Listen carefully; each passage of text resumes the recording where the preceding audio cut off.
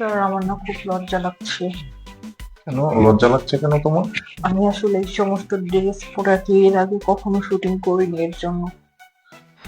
আরে পাগল, ভাইরাল হতে হলে নায়িকা হতে হলে অনেক কিছু করতে হয়। এই যে দেখছো না নোরা ফাতে কি পরে ড্যান্স করে, আলিয়া ভাট দেখছো না এরা কি ধরনের কাপড় চোপড় গুলো পরে। উম, সুতরাং নিজেকে ভাইরাল করতে হলে বলেছে আর ঠিক আছে। আইটেম সং গুলোতে বুঝতে পেরেছো, আইটেম সং গুলোতে এই ধরনের ড্রেস এগুলো কমন ব্যাপার, এগুলাকে নিয়ে চাপ নেওয়া যাবে না, বুঝতে স্যার, আমি পেরেছো? অ্যাকচুয়ালি আনকমফোর্টেবল ফিল করছি।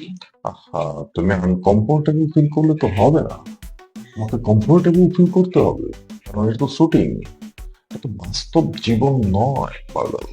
আচ্ছা তুমি বসো, তুমি কি মেকআপ, তো তুমি তো এখন মেকআপ নাওনি, শুধু ড্রেস পরে এখনই হাঁপিয়ে গেলে হবে? তুমি বসো, তোমার সাথে আমি কথা বলছি, সমস্যা নেই, তোমার সমস্যার সমাধান আমি তোমাকে করে দিচ্ছি। ড্রেসটা তোমাকে মানিয়েছে, বুঝতে পেরেছো? জি স্যার। এখন আমি তো যখন ড্রেসটাকে আমাকে যখন দেওয়া হয়েছিল আমি তখন ভেবেছিলাম যে ড্রেসটা কি তোমার সুন্দর হবে কিনা, তোমাকে মানাবে কিনা। কিন্তু এখন কি মনে হচ্ছে জানো, ড্রেসটা মনে হয় একদম তোমার জন্যই বানিয়েছে। একদম দুধে আলতা গায়ের রং তোমার একদম ফুটে উঠেছে, বুঝতে পেরেছো? জি স্যার। একদম ফুটে উঠেছে।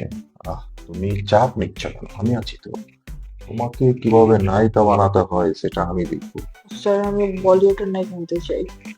আহ, বলিউড হলিউড এগুলো কিচ্ছু না, সব কি জানো, ডিরেক্টরের মন মতো হতে হবে, ডিরেক্টরকে খুশি রাখতে হবে। তুমি যখন ডিরেক্টরকে খুশি রাখতে পারবে না, তখন ডিরেক্টর তোমাকে এমন এমন পার্টে ঢুকাবে, এমন এমন ভাবে তোমাকে চান্স দেবে, অটোমেটিক্যাল তুমি ভাইরাল হয়ে যাবে। সব কিছু কি জানো, এই যে নোরা ফাতে বলো, সানি লিওন, দেখতে পেয়েছো একটা item song, viral viral item song, এগুলো এগুলো কেন এত ভাইরাল হচ্ছে? ওরা ভাইরাল হওয়ার জন্য, বুঝতে পেরেছো, ডিরেক্টরকে খুশি রাখতে হবে। তো তোমার ড্রেসটা তো পুরোপুরি আমি দেখতে পাচ্ছি না, ওড়নাটা সরালে মনে হয় পুরোপুরি দেখতে স্যার, আমার পারতাম। খুবই লজ্জা লাগছে। তোমাকে না বললাম, সব লজ্জা শরম এগুলো দিয়ে